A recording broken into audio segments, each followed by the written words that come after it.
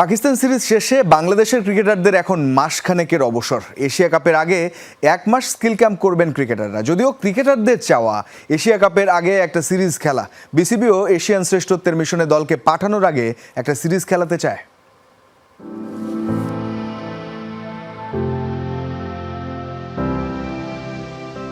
পাকিস্তানকে সিরিজ হারানোর পর মিরাজ তাসকিনরা একদম ছেলেবেলায় ফিরে গিয়েছিলেন।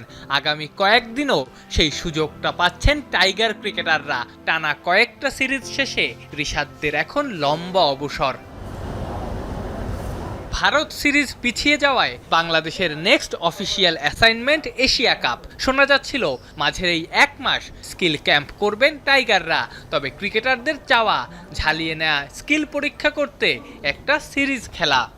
আমাদের এই সিরিজ পরে কোনো খেলা নেই, অবশ্যই আমাদের একটা গ্যাপ থাকবে, কারণ প্লেয়াররা অলমোস্ট 40 ডেজ হয়ে গেছে যারা ক্রিকেট কন্টিনিউ খেলতেছে। তো আমার মনে হয় কিছুদিন গ্যাপ নিয়ে আবার আমরা ফিটনেসের উপর মনোযোগ দেব, এবং যে অপরচুনিটি আমাদের কাছে আসবে, যদি আমরা ক্যাম্প করি বা সিরিজ যদি কখনো হয়, তাহলে আমরা ওটাকে আবার ম্যাচে রূপান্তরিত করার চেষ্টা করব।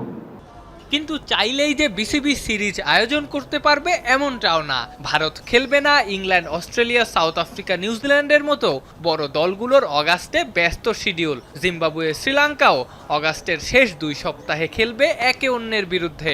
আফগানিস্তান, পাকিস্তানও তাই।